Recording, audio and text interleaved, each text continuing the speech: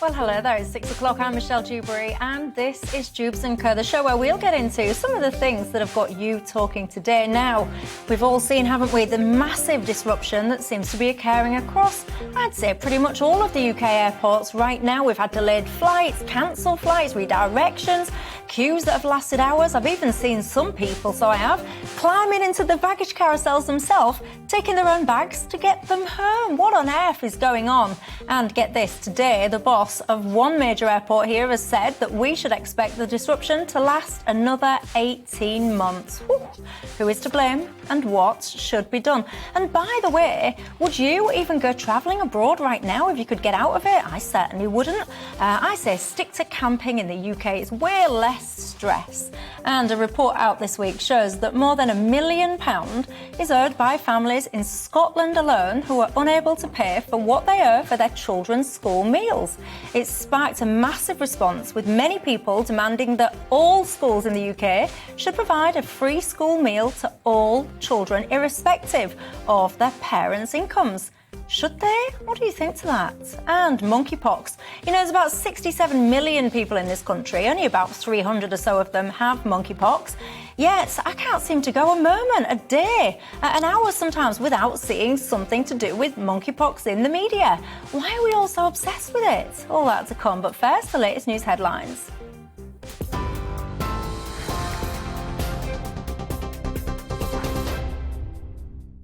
Thanks, Michelle. Here's the latest from the GB newsroom. Boris Johnson has faced questions in the Commons for the first time since surviving Monday's confidence vote, telling MPs he's getting on with the job. Although the Prime Minister won that vote, 41% of his own party said they had no confidence in him. The vote was prompted by the Sue Gray report into lockdown parties, but MPs are also unhappy with legislation to override the Northern Ireland Protocol and higher taxes. Labour leader Sir Keir Starmer said when the PM falls short, he changes the rules and lowers the bar. Pretending no rules were broken didn't work. Pretending the economy is booming didn't work. And pretending to build 40 new hospitals won't work either. They want him to change, but he can't. But what we're doing more fundamentally is doing what the people of this country can see is simple common sense, and that is using our economic strength to invest in doctors and nurses and get people on the wards, get people, giving people their scans and their screens and their tests in a more timely manner, and getting and taking our NHS forward. A Berlin politician says placards relating to Turkey have been found in the car of a man who allegedly drove into a crowd of people, killing one person. Germany's Bild newspaper says the victim was a teacher who'd been with a group of her school children in the capital. The 29-year-old German-Armenian driver has been detained. Police say more than a dozen people were struck by the car. 6 have life-threatening injuries. Actor John Barrowman happened to be in the area at the time. He told GB News what he saw. One person was thrown onto a stretcher and other people were being CPR'd and treated, but it was carnage. We didn't find out until today that it was across the street where the Christmas market stuff had happened, but there were bollards all over the place to protect people from the cars, but the car was going so fast, one of those bollards exploded and all over the road. Members of the Unite Union at Transport for London and London Underground have announced that they also will strike on the 21st of this month. That's the same day as a walkout by the RMT. It comes after the Prime Minister labelled the industrial action reckless and unwanted. The RMT plans to walk out on the 21st, 23rd and 25th of June, which they're calling the biggest strike on the railways since 1989. The planned strikes coincide with Glastonbury Festival and the Test match cricket. The Home Office says it's still planning to fly dozens of asylum seekers to Rwanda, despite campaigners launching High Court action to block the move. The Public and Commercial Services Union, Care for Calais and Detention Action say lawyers have sought a judicial review of the scheme. They're calling the Home Office policy unlawful. The first flight, carrying 130 migrants, is due to leave next Tuesday. Labour MP Afzal Khan warns that cancelled holidays caused by a backlog in passport applications could cost families £1 billion this summer. During Prime Minister's questions, he challenged Boris Johnson to do more to reduce the delays. 2 weeks ago, the Prime Minister told the House, to the best of my knowledge, everybody is getting their passport within 4 to 6 weeks. However, the Passport Office is currently quoting a 10-week service time, with many of my constituents waiting well over that period. 91% are getting their passport within 6 weeks, I can tell him, Mr. Speaker. And we are putting hundreds and hundreds more staff into the Passport Office. The UK's Crown Prosecution Service has authorised indecent assault charges against Hollywood film producer Harvey Weinstein. The 70-year-old faces 2 counts of indecent assault against a woman between July and August 1996. The decision follows a review of evidence gathered during a Met Police investigation. The force says the woman is now in her 50s. Sir David Attenborough has been awarded a second knighthood for services to television, broadcasting and conservation. The 96-year-old broadcaster was first knighted by the Queen in 1985, but has now been appointed a Grand Knight Cross of the Order of St Michael and St George. He collected the even more prestigious honour from the Prince of Wales at a ceremony at Windsor Castle today. On TV, online and on DAB+ radio, this is GB News. Now let's get back to Dewbs & Co.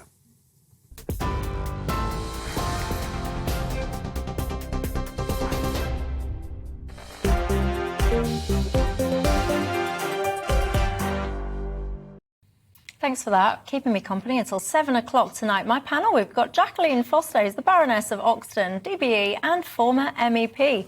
Also joining me is the author, Laura Dodsworth, and Kevin Craig, who's the founder and CEO of PLMR.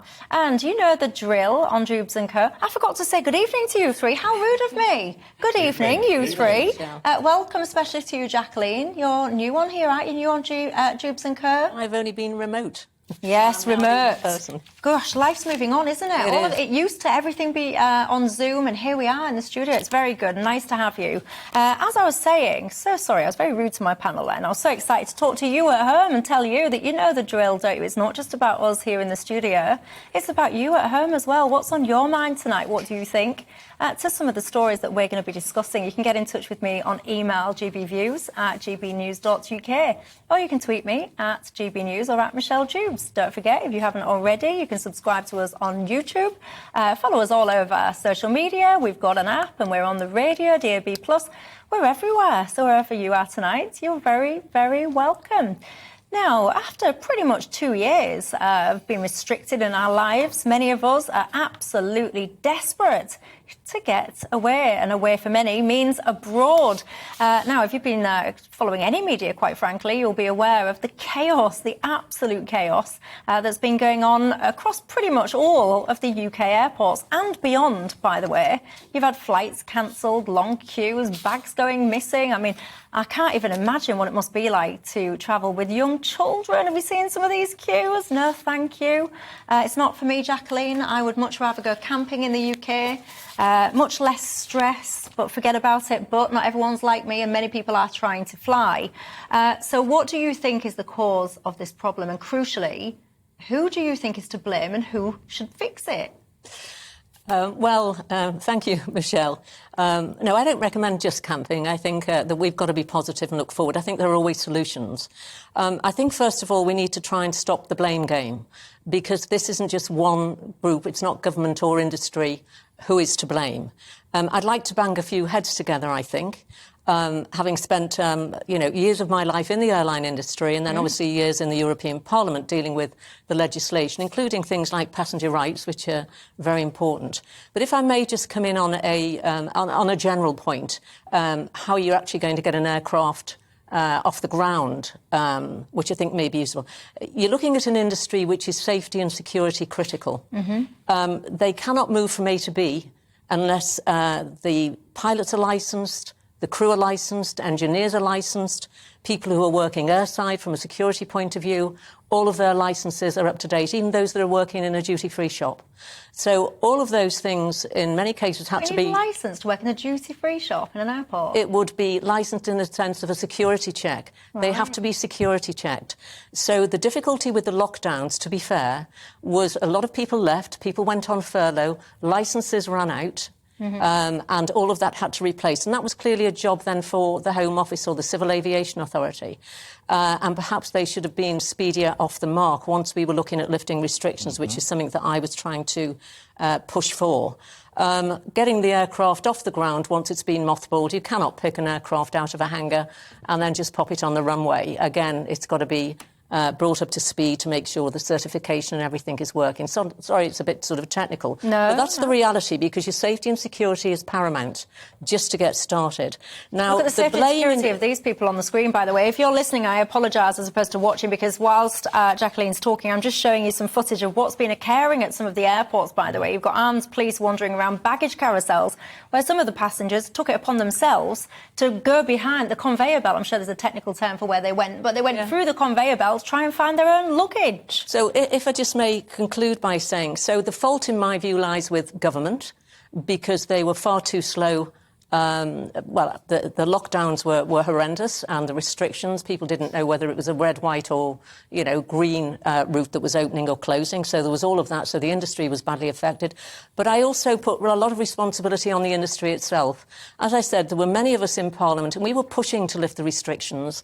We knew that the aviation, hospitality, aerospace sectors, which underpin 4 million jobs in this country, were taking an absolute hammering, and we needed to get this off the ground. OK, they didn't have tons of notice, but I'm equally not at all happy with the way the airports have been dealing with this either. There is no excuse, frankly, for people to be queuing for 3 hours going through security. Not now, maybe initially, but certainly not now. Clearly there are peaks and troughs when you go to the airport and then when the flights are taking place. But that then comes also back on the airlines, which you've quite rightly mentioned. Of course, there were millions of holidays that were cancelled, and of course the airlines themselves need to make sure that people are now able to go on those holidays, but they're equally at the same time selling tickets. They are, so indeed. You've then got this massive overload of people who are trying to get away, and they're business people too, and there's freight and there's all sorts of things like that, and it's ended up as a complete shambles. Can I ask a question though? It is and it's I would, Michelle, you've got in Jacqueline, one of those incredible members of the House of Lords, who's got a big business career in travel and aviation behind her, but what she hasn't mentioned about is the fact that the government's refused to give special visas to EU aviation workers. That could help unblock the queues. And they were told about this in January. And I agree, it's not one individual or one organisation, but I don't think this government is particularly efficient in how it takes decisions and how it administers stuff. And there's a theme in lots of stories about money wasted. And here, the question is, OK, we've got this problem. The industry is now saying, we've made mistakes, you've made mistakes, government. Give us these special visas, please. Are you on about Brexit? Are you on about getting people in from... Well, I'm about adjusting the rules to, if there's a workforce shortage, not about ideology. And Brexit's done, Michelle, we don't need to go there tonight, but the aviation industry is asking government for help. And the government is ignoring the request. But we're also, just to say as well, briefly, that this is something that's experienced globally.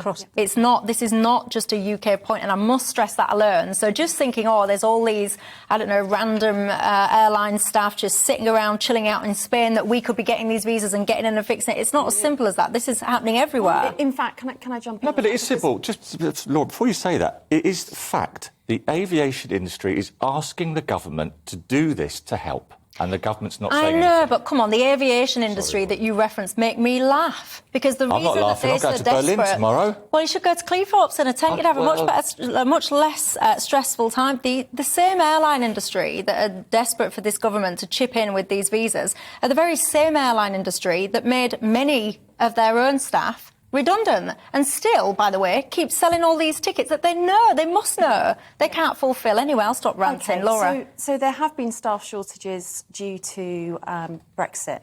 Let's just park that because that's not what's going on Brexit. here. Okay, I don't think it's Brexit. There are travel problems all around the world. So thousands of flights have been cancelled in the US. Delta's been the worst offender.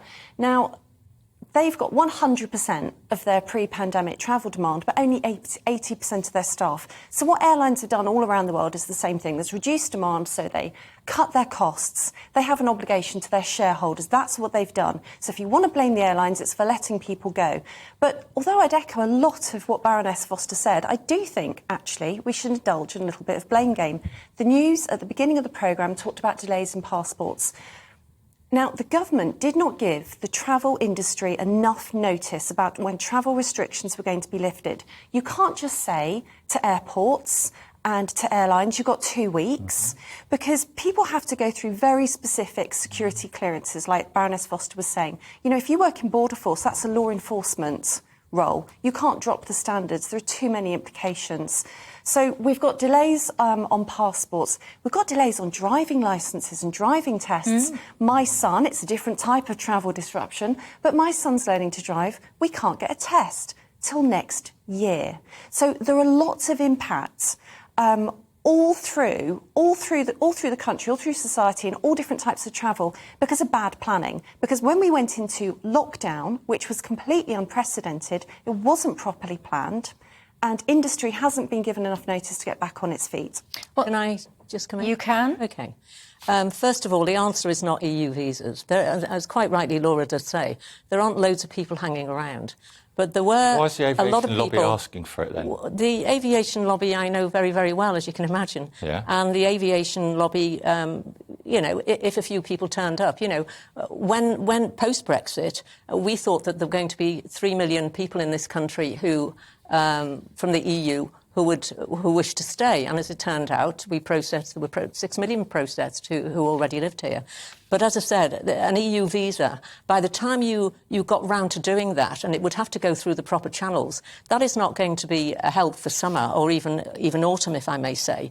I think what Laura says, as I said, I'm saying you have to stop the blame game, but there is blame, as I've said. I've criticised my own. I'm on the House of, if you look at Hansard, from when I went in the House of Lords, which was a year last February, every single time I've spoken, I have taken my government to task. And I quite agree with you. You cannot say to somebody, I mean, one of the questions I remember the Champions League, and it was Portugal, and Portugal had opened and it had got a green traffic light, and every 100,000 people or something went to watch the Champions League.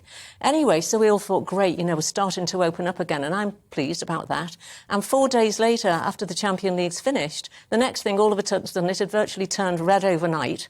So these thousands of people were trying to get back, all of the other families who were trying to then go to Portugal. So it was an absolute shambles. So I have been, I have to say, extremely critical. But while you're being critical, we've also got to now try and find, as I said, the solutions, because that's not helping the people who are queuing round the block. But being forensic about what went wrong is important to prevent it from happening well, again. Because I think many people would have an appetite in the future for lockdowns. And so it's really important to understand when things go wrong, why they did. Border closures have never been in pandemic plans. And we weren't equipped. Well, I hope I never see a lockdown again in my lifetime, because I can honestly say I'm not a great supporter. I think most people accepted that first one because nobody in the world really knew what was coming. We didn't know how to deal with this. There were, as we said, no vaccines. Nobody really knew how far this would go. But I think there was a lack of... I think there are going to be some serious lessons for the future, because what you cannot do in terms of the economy, Michelle is a businesswoman here, you cannot just keep closing down the economy and the country. There have to be better ways. Those 3 lockdowns cost the economy £370 billion. Yeah. I mean, that was the actual cost of that. And then everything that flowed from that has been really difficult. It's going to take a year to get staff back to normal. But you was quite in favour of lockdown. So I wouldn't disagree. Kevin, you was quite in favour of them. It was necessary at the start to save lives and protect the NHS.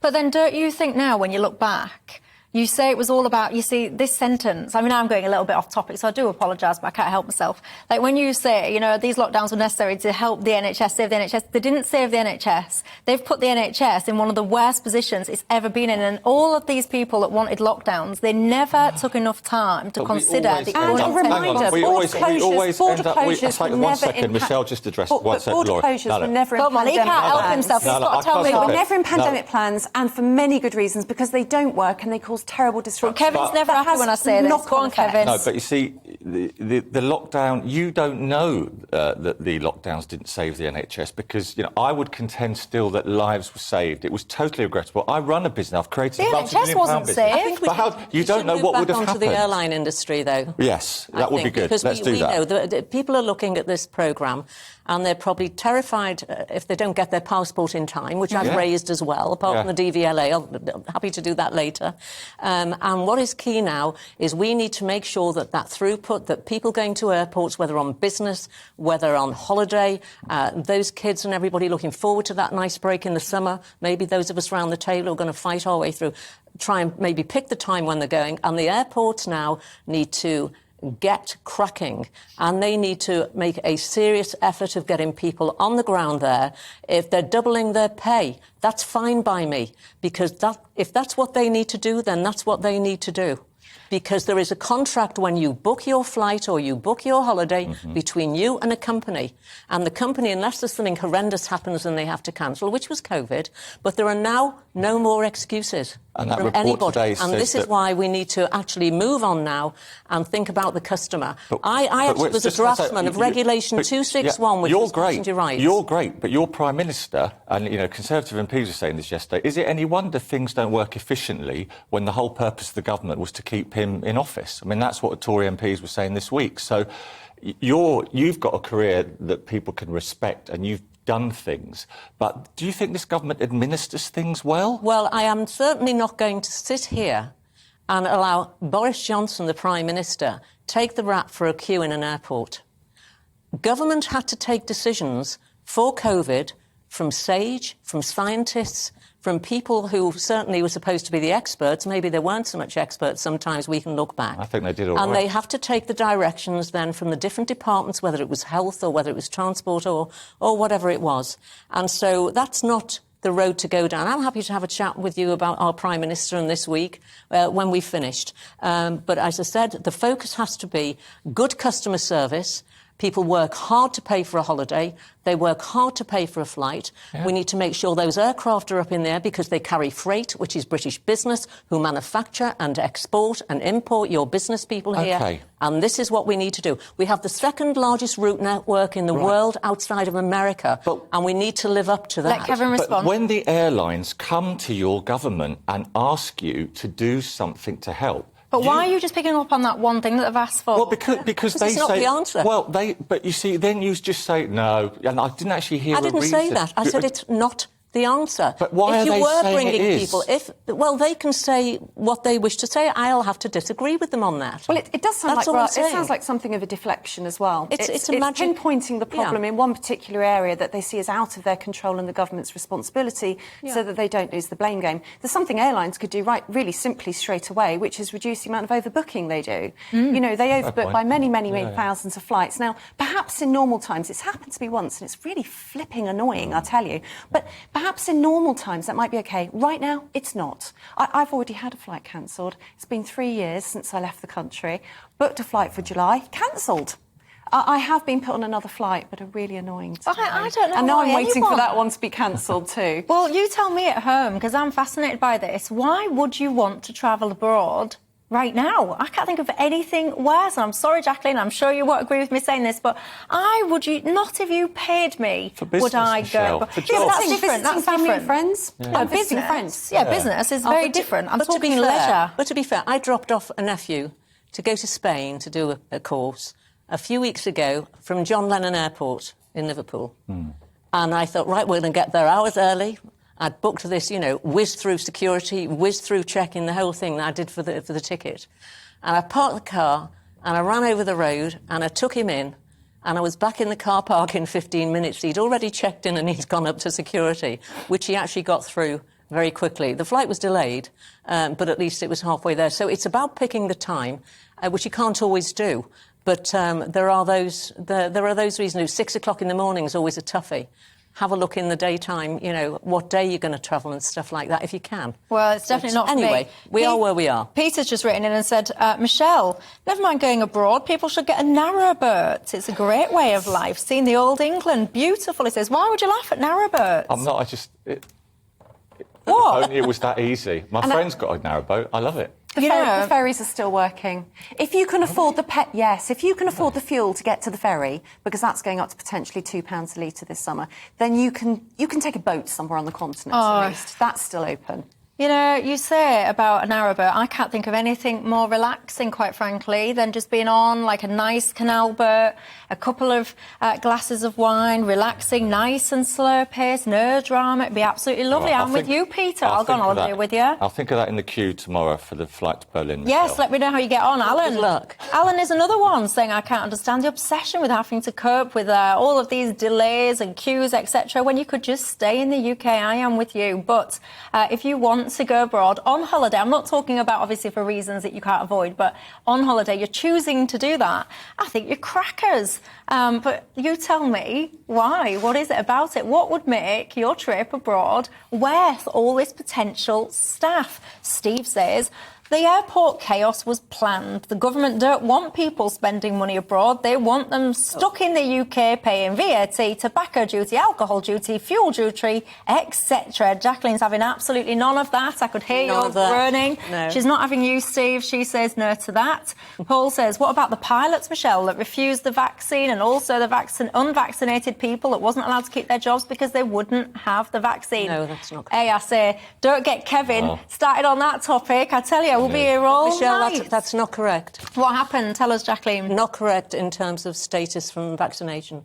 Vaccinations were not mandatory for pilots in the United Kingdom. And I don't know, I know pilots and I would never ask them whether they were vaccinated or not. So I think you need to go off that. Although that could be an issue in other countries, which of course has a knock-on effect here in the UK, because flights go between countries. It could, but I don't think there was much evidence of issues with pilots from our point of view. Well, just a quick one before I go to a quick break. Bill says, Michelle, I am hoping that you're going to touch on the fact that air traffic control staff are working from home. Are they? I didn't know that. I'm not saying that because I didn't know that doesn't mean it's not happening, but... Well, I don't think they do at Heathrow Tower and the major airports around the country. I mean, I think there's very tiny airports around and you can work virtually in it, actually. There's an advert on TV here, I think, where they have things like that. I don't think it's a real sort of flight that's coming in, but it looks pretty good, doesn't it? Julian says, it's all very simple, Michelle. The airlines should only be selling the amount of tickets for the amount of passengers that they can handle. That's great, Julian, but it's not just about the airlines. It's all about, as we've just been touching on there, all the ground staff. It's all well and good, I don't know, say British Airways or EasyJet or whoever, selling the tickets on the things, but then who deals with the baggage, who deals with the security and all those kind of things? Quite frankly, it's a mess, and one that I would be happy to avoid.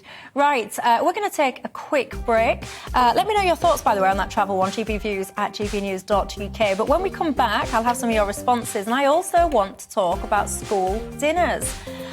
Whose responsibility should it be to feed school children? Of course, if you're a low-income family, schools will help you with that. But now there's calls that all schools in the UK should offer all children, irrespective of parents' income, a free meal. Should they? We'll be looking at that in just a couple of minutes.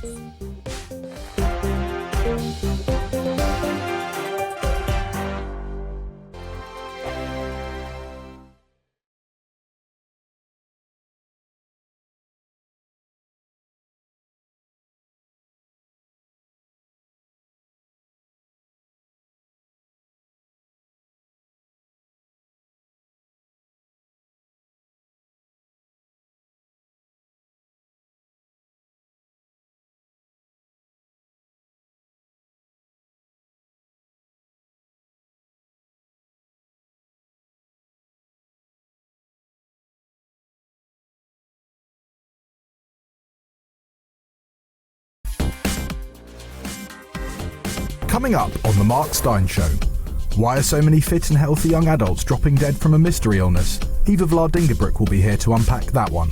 Baroness Hoey will be taking a swipe at the BBC after it broadcast an Irish tricolour flag to represent Northern Ireland during the Platinum Jubilee coverage.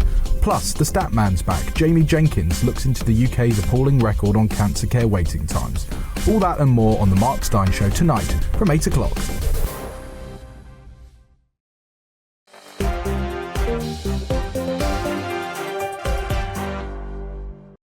Hello there, welcome back to Dewbs & Co with me, Michelle Dewberry. Keeping me company tonight, Jacqueline Foster, who's the Baroness of Oxton, a DBE and former MEP, the author Laura Dodsworth, and Kevin Craig, who's the founder and CEO of PLMR. We've just been having a great chat, so we have, in the break, about great British holidays, camping and things like that. Many of you very kindly getting in touch, saying you'll go on holiday with me in the UK. What a treat for me, but I don't think I get enough days off, I've got to be honest. I need to be here to talk about topics with you guys, don't I? One of you's just been in touch, though. I've just lost it, and I was desperate to read it out, saying that you're in your motorhome in Hassocks. Oh, there you are, I found you. Danny, he says, I'm in my motorhome at a campsite in Hassocks, having a cold beer and watching Dewbs and Kersey. To me, I have to say, I can't think of anything more fantastic. Mm-hmm. Not necessarily watching myself. I don't mean watching myself. I mean sitting in a motorhome. Freudian slip. Yeah, just sitting there. I have Dewbs and Co back episodes on repeat. It's how I spend my spare times. Yeah. But Howard says, yeah, go on a cruise, Michelle. I like that. Many of you talking about camping. Nigel says, let's all go on holiday. We could go to the Lake District, get a cosy cottage near a pub, have a bit of walking and some fresh air. That, to me, sounds heaven, I've got to say. Now, let's move on, shall we? Do you have children? If so, do you? How does it work when it comes to lunches at their school? Do you pay for them to have a hot lunch? Do you send them with a pack-up or what? In Scotland, over £1 million is currently owed by parents who haven't paid for their children's lunches. The scale of all this debt and the rise in so-called hidden hunger has basically encouraged calls now for free school meals for all primary children. I have to say, this has created quite a large debate, and I've seen lots of people calling for pretty much all schools to offer all children a free hot meal. Kevin, what do you think today? Well, as a former school governor, parent of two girls, although they're 14, 16 now, and I did have free school meals at one point in my childhood, I am attracted by this idea. Now, I know that what you and some other colleagues on the panel might say is, well, the idea is fine, but you don't want the state to be giving money to families who don't need the help, and that's why this situation is, the debt is built up in Scotland. But I think historically we as a country used to do a lot more for child nutrition, whether you go back to key moments of education policy reform. And I think there must be a better way. So I am attracted to the idea. It doesn't mean it's the state's job to raise kids, but nutrition, a balanced diet, it's so important.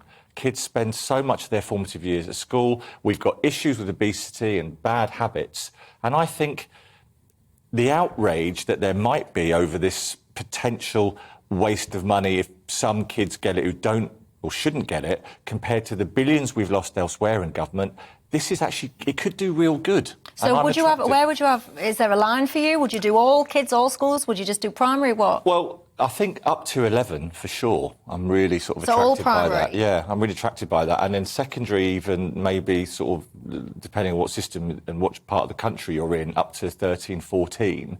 I think there's an argument for it, Michelle. But why do you care about the 15, 16-year-olds then? Well, because, I do care. So thank you for that. But I care very much. That's the age of my own kids, can I say, for the record. But I think at that point, perhaps one could argue that nutritionally those are less formative years. Can we afford it as a country? What can we afford? What kind of country can we afford? What are our taxes spent on? I think this is a great idea. Laura, do you agree? OK, I find the idea of children being hungry at school abhorrent. It makes me sick. I felt really emotional reading the stories about it. It is appalling that for such a rich country, we have children who can't concentrate on lessons, aren't being fed properly, or, maybe their parents are having not the full complement of meals so that they can feed their children. But I'm not sure that the answer is to provide free school meals to all children. OK, right now, inflation is 9%. According to the Institute of Fiscal Studies, inflation for the bottom 10% of poorest households is coming up for 11%. But inflation for the richest top 10% of households is 7%. So you see, the problem is that the poorest households bear the brunt of the cost of living crisis. I would rather see more help go to those who need it. So, for instance, if we were talking about a discrete fund which will be spent on food for children, let's pretend it can't go to anything else. That's all it's going to go to. I would rather see more schemes extended into the holidays for vulnerable households. Perhaps free school meals could be extended to everybody on universal credit. Now, the threshold is really low. And when I say low, high, if you know what I mean. The income is very low. So the problem is that there are families who can't really afford school meals, but they don't qualify because the thresholds haven't been raised over the years, and they've certainly not been keeping up with inflation. So why don't we instead raise the threshold and put more help into the holidays to extend the help where it's needed? I really don't think rich families should be getting free school meals for their children. The only reason I'd be in favour is if it's cheaper to administer it that way, and I don't believe it will be. There is another factor. I think this is really important. There is still some stigma around free school meals, and if it was available to everybody, that would reduce the stigma. But that's not a reason to do it. I think there's something that's wrong with the mechanism. So I know from my sons that they pay with fingerprints now. And I mean, my goodness, if they're making kids pay with fingerprints, there's all kinds of things they can do. But it flashes up on the screen, whether it's a free school meal or whether it's paid or not. There's all kinds of things that schools could be doing. Yeah, that's a little to reduce tweak. the That's a stigma simple tweak to change that, isn't it? But that is a reason I've seen put forward for universal free school meals. So what I'm saying is there are mechanisms that can be changed. I'd rather see help directed where it's needed the most. Jacqueline, your thoughts? Well, I think we should go back to why we had school meals in the first place. And when I was a little tweeny thing with both parents coming from a blue-collar background, my father drove a lorry, my mother worked in a factory. And I remember paying for my school dinners, as my two elder sisters did. And I think that generations that came post-World War II, and the reason we had the hot meals for a lot of families, it was probably or possibly the only hot meal that the child would get a day. So they were certainly put in place for the right reasons. So we move all of these years on, and obviously the whole welfare state has it's much bigger now. There's much more. There was only, I think, child allowance for a couple of children, and there wasn't really anything else. So whilst I certainly, like you, I don't want to see anybody not being given a hot meal every day, but I think we have to put it into context. I think it's something that needs to be targeted, and it needs to be targeted to the children or the families where they have real problems. And there would be a risk where the child is not getting the right nourishment. I'd also... Well, you also have to look, as I say, at parental responsibility. Just because you come from a low-income household, there are a lot of parents in a low-income household. I've met them as constituents when I was an MEP, and they will cook and make nourishing food, which you can, and make sure their children are fed well. We also know there are children in very difficult households, and we're not sure what they're going to get, so that has to be monitored. So I don't think there's a sort of an easy answer or a right and a wrong, but certainly I think when families can afford to, well, you see them, they'll be in airports, they'll be all over the place, going on holidays and all sorts of things. They're not well off. People save up to go and do things, or go to the cinema, or we go out to a restaurant, or whatever it is.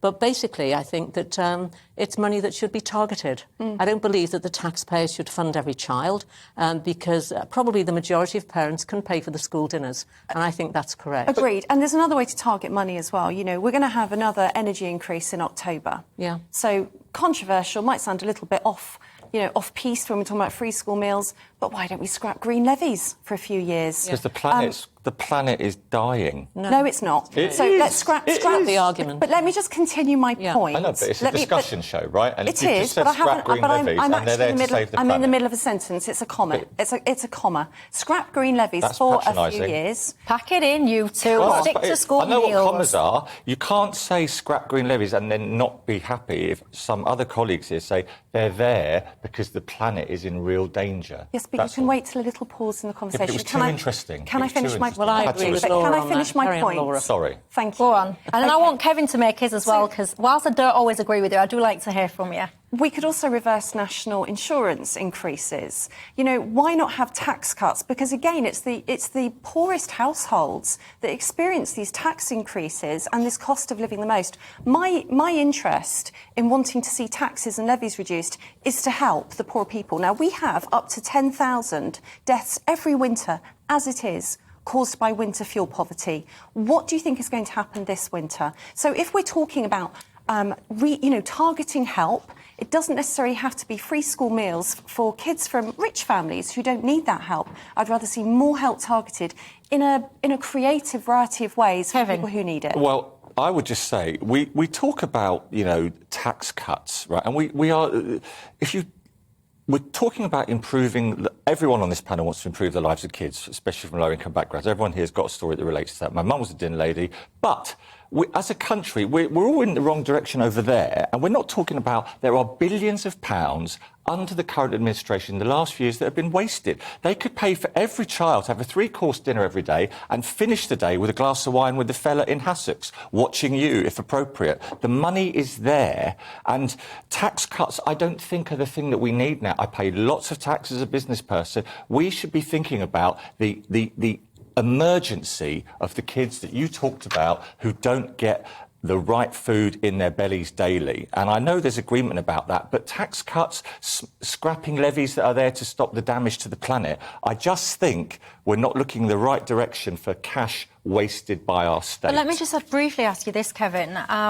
Don't you worry a little bit that we seem to be creating this sentiment that whatever the problem seems to be in society, the answer is government funding, get more money out, take the money out of the government will fix it, get the government to do this. Don't you worry about that? No, because I don't believe in a nanny state. I just believe that it's British to spend our money really well and not waste it. And if we have discussions about public policy and diverting assistance to kids, you have to factor in that the government of the day has overseen the waste of billions in recent memory, and it would change the sorts of issues that we all care passionately about. Well, not everything is the government's fault. I think it's important that people of one persuasion or the other acknowledge that, but it's not the nanny state to say spend our money on those who need it. Stop wasting. But I think if I may just come in where Laura is quite right, and that is we need to get this economy cracking. Once we do that and it's really up and running, that's when we can get the revenue in and we can do more things. But you can't do it while you've got a fairly stagnant economy with all the pressures that we've got with high taxes. I'd like to see taxes reduced too, as soon as possible. And there are ways you can do that with VAT on certain things. There's a number of ways you can do that. Well, there you go. Let me know your thoughts. I can see all of my emails flying in. Lots of you have very strong views on that topic. I can tell you I'll read a few out of those in just a few minutes. But for now, Nigel Farage, he's going to be joining us at 7 o'clock. Nigel, good evening to you. What have you got? Good evening. Well, we're going to talk about rail strikes, the most crippling rail strikes for over 30 years, about to engulf the country. We'll ask, is there any justification for these strikes? We're going to look at France. No one's talking about France. The first round of the elections for who's going to be the next French Prime Minister, and the hard left, no, not the hard right, the hard left, Jean-Luc Mélenchon, could well become the next French PM. And joining me on Talking Pints, a man who served over 20 years as an MP, a Labour MP, a man with a personality and a sense of humour. I'm looking forward to having Stephen Pound on Talking Pints. Well, looking forward to that. Thanks for that, Nigel. We'll see you at 7. Now, did I mention, was you tuned in a moment ago when I was talking about narrowboats? Well, Peter has sent in this. Can I show you it? I hope so. It's the view from his narrowboat tonight. Can I get it up? I hope so. Yes. Look at that. Everyone, if you're listening and not watching, let me tell you what I am showing is a slice of heaven. Blue skies, narrowboats, beer. I think that's even a bit of salad on the side, is it? You're very sophisticated, Peter. Look at you with your napkins folded over. I love it. I wish that I was there with you. Right, thanks for sharing that. So we're going to take a quick break. When we come back, I want to talk to you about monkeypox. I'm sure you'll know what that is. 67 million of us, there or thereabouts, in this country Apparently about 300 of us have monkeypox. So why are we focusing on it so much? I'll see you in a couple of minutes. Coming up on Dan Wootton Tonight, is the UK's justice system too woke? Reclaim leader and actor Lawrence Fox and executive chairman Harry Miller unveiled their action plan to bring more legal power to the people. Plus, US superstar journalist Megyn Kelly and columnist extraordinaire Rod Little sound off on the issues impacting your world. And I'll break down the headlines of the day with my superstar panel. Daily Mail columnist Amanda Platel, entrepreneur and activist Adam Brooks, and broadcaster Ashley James. That's Dan Wootton Tonight, Monday to Thursday from 9 p.m. till 11 p.m. on GB News.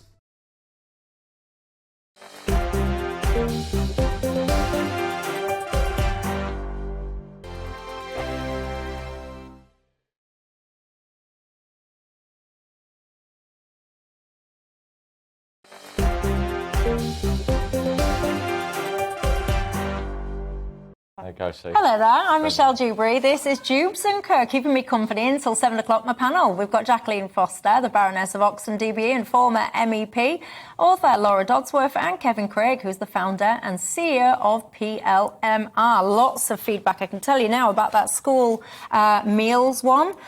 I have to say, Philippa says, Michelle, I'm very disappointed. Not a single person in your last debate mentioned parental responsibility. I did. Apparently now it seems that children are a state responsibility.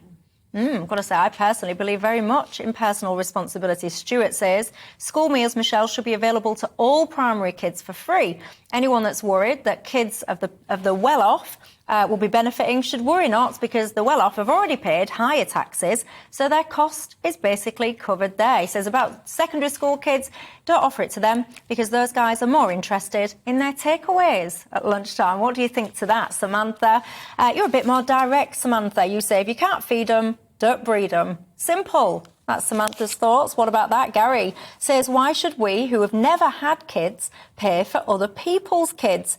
If you've decided to have children, then you should pay for them. I have to say, that is a sentiment coming through thick and fast. Lynn says, I do not understand why, if people can't afford to feed their children, they have them. She says she waited 10 years before she had her children so that she could afford, basically, to look after them and feed them. All I would say to that one, though, Lynn, is what about if your circumstances changed? I don't know. Some people, they might have done what you've just done, waited to have their children until they were in a financial responsibility. Then they might have become ill and not been able to work, or have to care for a loved one, or lost their job, or whatever. I am in the camp, I have to say, of being responsible for your own children, but I also worry that sometimes circumstances overtake people's sentiments, and should it really then be the child that would suffer? I do have to say, though, I agree with the sentiment that people should absolutely be required to prioritise their children wherever possible. Anyway, keep your thoughts coming in. gbviews@gbnews.uk is the email, at Michelle Dewbs, or at gbnews is the Twitter. Now, let's talk about something else, shall we? Monkeypox. I have to say, I don't seem to be able to go anywhere these days without hearing about it. The UK, just to give it its credit, has 321 cases. We are at the top of the list across Europe. Also, now from today, monkeypox is a notifiable disease, which basically means that if you go to your doctor and you have symptoms, etc., it's required now by law that this is fed up so we can track these cases and monitor the outbreaks. Now, Laura, many people... And I say many people, what I mean me, basically. I'm starting to get a little bit worried about this, and I don't think that I'm alone, because we've just gone through this whole COVID thing, and now all of a sudden, for me, it feels pretty much from nowhere, there's this latest thing that, oh, goodness, is my health at risk because of this? Oh, we've got to track this, we've got to have contact. I worry, are we on a slippery slope here, or am I just completely wrong? And monkeypox is indeed something to be aware of and worried about. Well, I think that most people are quite red-pilled by the last couple of years of pandemic. What does that mean for those not in your... It means you've taken a pill and it's changed your awareness, and you might be less trusting in the state and the media and authority and sources than you were pre-pandemic. Oh, I'm red-pilled. You're red-pilled, OK. It's a kind of generic term. You know, it was in the Matrix, Neo took the red pill. So I think to put your mind at rest, just because monkeypox has been classified as a notifiable disease doesn't mean that the government's in any way escalating its response to it. That's just quite sensible to do with something that's infectious. Monkeypox is only spread by close contact. So, you know, basically it's skin to skin, snogging, maybe hugging, bleeding lesions, weeping lesions. But I'm not sure I'd be snogging anyone that's filled with weeping lesions, personally. It's not, it's not easily spread. But the thing is, it's endemic in Central and West Africa, and there have been a few outbreaks around the world. That doesn't mean that there's a transmission line. In fact, there's a chap called Professor Francois Ballou on Twitter. He's a good follow. He's been doing some very sensible tweets and threads about monkeypox, and he doesn't think, and he was really on the money all the way through COVID, he doesn't think that there's any evidence of transmission lines. We don't need to worry about it globally spreading. The reason you've seen a lot of monkeypox and your alarm bells are ringing is because the media likes monkeypox. Now, one difficult thing about COVID is it was an absolute nightmare for photo editors. You can't see it. That's why you kept seeing this cartoonish diagram of the COVID virus everywhere, you know, with the red spikes coming out of it. There's nothing to look at. Monkeypox is so much more interesting. There's pustules and boils. Oh, goodness me. I've just looked at the screen and realised we're putting you full of these images. I'm so sorry if you're having your tea, ladies and gentlemen. Delicious. So this is the thing. There's something that's kind of salacious about it. You know, there's a saying, if it bleeds, it leads. Now, these aren't bleeding, they're boils, but they create a bit of excitement. It's something new. Honestly, the media's bored of COVID. It's part of the reason why you saw Ukraine everywhere when, not just because, you know, everyone cares when a country's invaded, but because it's something new. To be honest, it's something new. And monkeypox is new. And I think that some journalists are a little bit addicted to fear. Not me. They like the clickbait headlines. Not you, not here at GBNews, other places. They're addicted to the fear in the headlines. Who is? Journalists. Which media organisations? Name them. There have been a lot of monkeypox articles that they aren't as crazy as the COVID ones. I was having a look at some headlines on the way here. Monkeypox found in semen. Monkeypox outbreak was waiting to happen. Monkeypox can be airborne too. You know, there's these headlines all over the place. Yeah. And it's a bit irresponsible. I can give you a bit of context to this because I was a little bit bored earlier on, right? So I put monkeypox into Google. Do you know how many results it returned? Go on. 1.6 billion. Well, so then, because I was really bored, I put chickenpox in, and that returned only 53 million. So for me, the obsession there was clear just on that very simple test. There you go. Anyway, carry on, Kevin. Addicted to fear. I think that, you know, the monkeypox first arrived in this country, I think, in 2018. It's not like COVID-19 because the way you recover from it, it's not going to have the impact on the NHS and critical healthcare services. I totally agree with Laura that it is being overblown. And I think in terms of what the media choose to report as news, which is important in my daytime job in communications, this just doesn't deserve it. So the sooner we can move on, the better. Yeah, I'd just like to say I agree with Laura. I think mainstream media have been on a bit of a meltdown since COVID. I don't like knee-jerk. I don't like fear factor. I think people have been frightened enough, quite vulnerable ones. And it's totally under control. It's a chickenpox virus. Yeah. Most people in this country have had that chickenpox injection or inoculation. And I just think they need to keep an eye on it. And everything else, I think, needs to be put in perspective.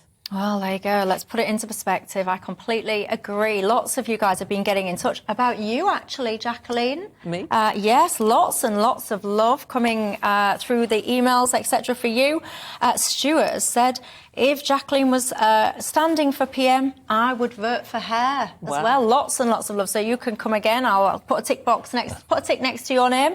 Laura, Kevin, you can also come again. Lots of love for you guys too. It's only me that was missing the love tonight. By the way, someone's mentioned that the email address was wrong on the screen. Just for the record, it's gbviews@gbnews.uk. Get in touch with me. Let me know what's on your mind. Have a fantastic evening, and I'll see you tomorrow. Hi there, I'm Aidan McGivern from the Met Office. It's been a showery day in many places, but those showers ease during the next 24 hours, staying cloudy for many, especially in the north, and then further rain in the west later. At the moment, various areas of low pressure are affecting the UK. One that brought the rain and showers during Wednesday is fading away. The next queues up to arrive later Thursday and into Friday and Saturday. But in between these lows, clearing skies in the south, but with further cloud and some rain for northern areas, especially southwest Scotland and northern England. Some low cloud creeping into the east of Scotland, so a gloomy night to come here. But a mild night for many, whether you've got the clear skies or the cloud. Temperatures mostly holding up in the double figures. A bright start then for Wales, for the Midlands, East Anglia and the southeast. Plenty of sunshine here first thing. Cloudier skies towards the northeast. That cloud will tend to lift and break, and some showers will develop for central and eastern Scotland, the far northeast of England as well. Not as heavy as Wednesday's showers. Further west, the cloud builds and spells of rain will affect western fringes of the UK, especially Wales, the southwest, as well as Northern Ireland. That rain then pushes east during Thursday evening. Eventually it peters out, but what's most notable later Thursday and into Friday, as this low moves closer, is that it will turn windy. Breezy everywhere, but increasingly strong winds affecting northwestern exposed parts of Scotland and Northern Ireland. Friday then starts off with temperatures, again, mostly in the teens because of the keen breeze keeping things stirred up through the night. And it will be a bright start for many. There'll be one or two rain showers in the southeast, and more especially some heavy and lively showers will affect western Scotland and Northern Ireland through the day. Hail and thunder here, but also increasingly windy towards the northwest with gales for western Scotland on Friday and into Saturday.